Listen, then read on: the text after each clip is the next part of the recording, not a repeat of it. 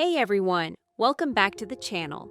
Today, we're diving into a dark and twisted story full of secrets, betrayal, and redemption. This is the recap of Sinners, a film that keeps you guessing until the very end.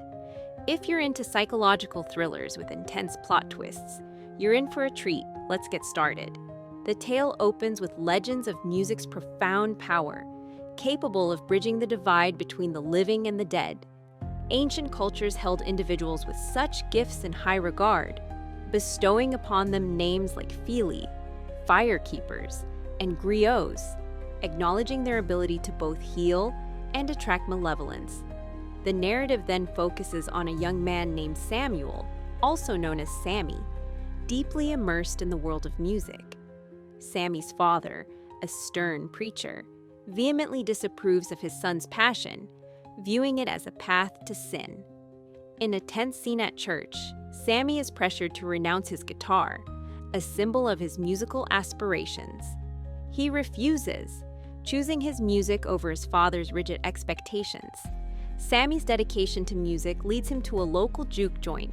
Despite his father's disapproval, he encounters Miss Beatrice, a local woman who is nosy about his music and whereabouts, suggesting Sammy's reputation as a musician is known. He skillfully evades the conversation, trying to enjoy a day for himself. At home, Sammy's mother shows more understanding, albeit laced with practical concerns about his well-being. He shares a home with family, and his musical drive seems to cause a divide. He gets ready, leaving to a location unknown. The story introduces the Smokestack twins, Smoke and Stack, who have returned home after a stint in Chicago.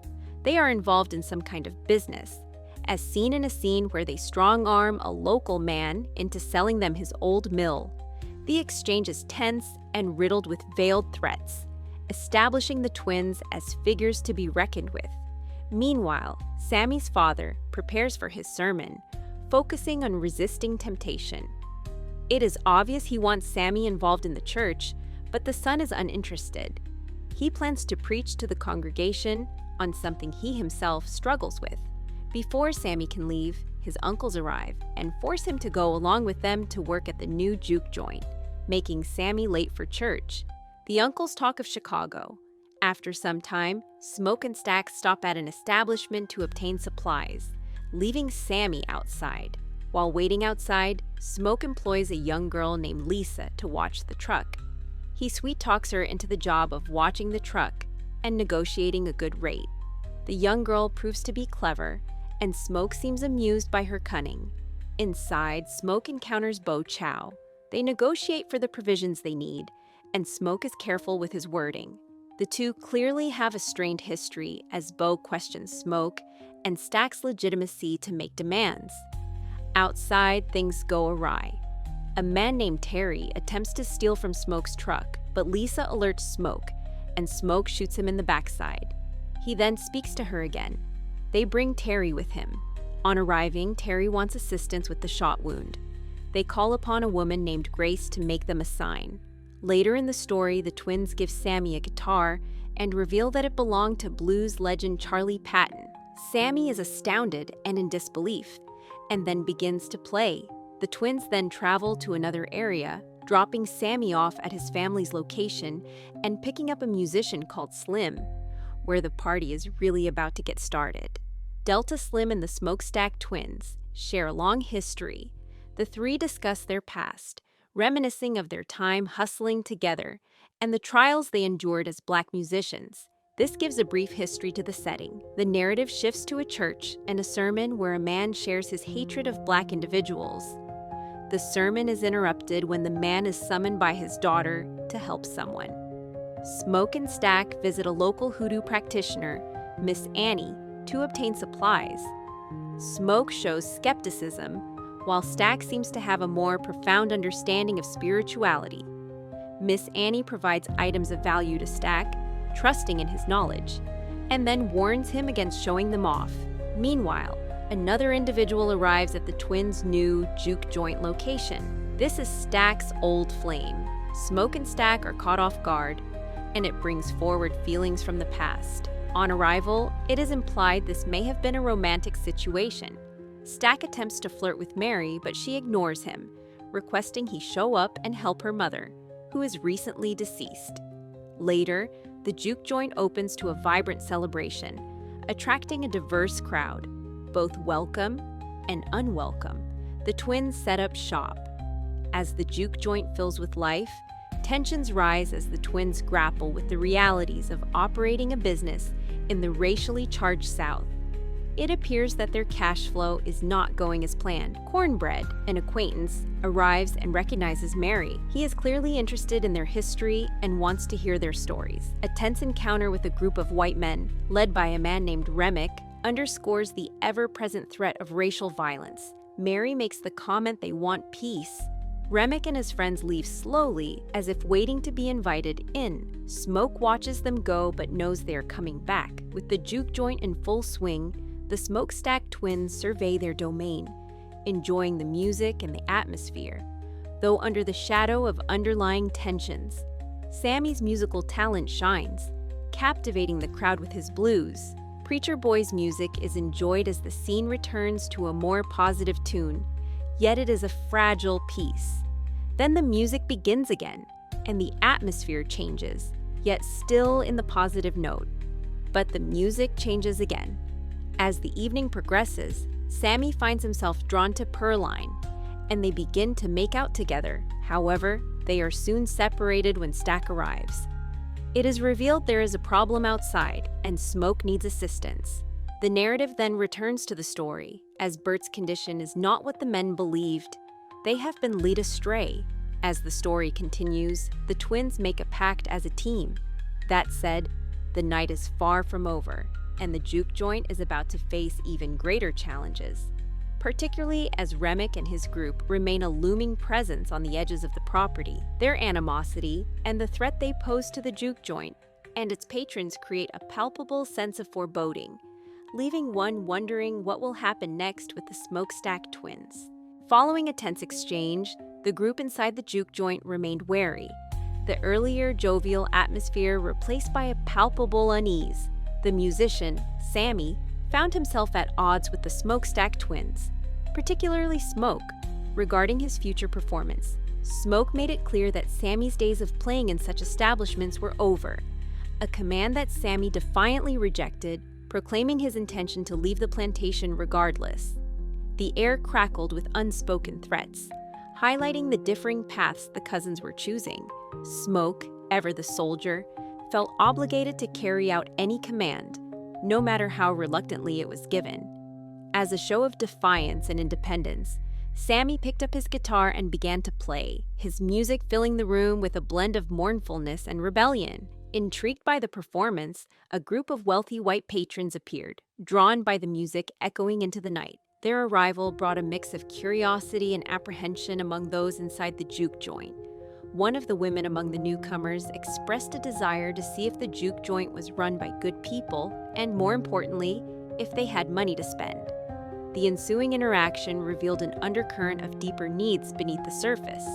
While the newcomers flaunted their wealth, an unsettling truth emerged. Their riches couldn't buy solace from profound personal pain. One of the women confided in the juke joint owner about the recent loss of her mother, an admission met with empathy, but also a veiled offer to alleviate her pain. The atmosphere shifted from cordial to unnervingly intense, prompting the woman to abruptly end the encounter and suggest the newcomers leave as well. Back inside the juke joint, Cornbread, the man who had stepped outside, was met with suspicion upon his return. Questions arose, and Cornbread was evasive as he tried to re-enter. Inside, the party continued, but tensions remained high. Cornbread's prolonged absence raised eyebrows, while another man took over guarding the entrance. An argument over loaded dice erupted, escalating into a knife fight, underlining the volatile nature of the environment. The twins intervened, and a man revealed to them how he just wanted to be allowed to leave. The music played on, a haunting melody weaving through the undercurrent of violence and unease. The events took a turn for the worse when Smoke discovered a compromising situation involving Stack and one of the women. A violent confrontation ensued, leading to a brutal attack on Stack. Smoke was distraught, and, in a fit of rage, shot the woman, but she kept running as if nothing happened. Realizing the severity of the situation, Smoke was met with a grim pronouncement. The twins were informed of the dark nature of their adversaries. A desperate scramble to secure the juke joint ensued, with strict orders to keep everyone inside and the alleged dead body outside. However, the stark reality was not easily accepted, especially when it came to Stack, a central figure among them. Confusion and grief mixed with the growing realization that they were facing something beyond their comprehension. The possibility of Stack returning from the dead brought fear and denial within the walls. Amidst the turmoil, some of the musicians, overwhelmed by the unfolding events, sought to escape. Despite the danger, they were determined to leave, driven by a primal instinct for self-preservation and the pull of the outside world. Before leaving, they pleaded with a woman named Sammy, but she did not budge. Cornbread suddenly resurfaced, now carrying an altered and sinister demeanor, and the event spiraled further into chaos. The once familiar face now wore a mask of malevolence, hinting at a deeper transformation. A desperate struggle erupted at the door, culminating in a brutal assault on an unsuspecting man. Grace tried to interfere with the attack on this man named Bo. She was trying to prevent him from being taken, but her efforts were ultimately futile. A chilling revelation followed. The creatures they faced were not mere ghosts, but vampires, beings of darkness and insatiable hunger. The revelation ignited a desperate search for weapons, garlic, wood, silver, and holy water. A plan was devised to fend off the creatures until sunrise, the only hope for salvation.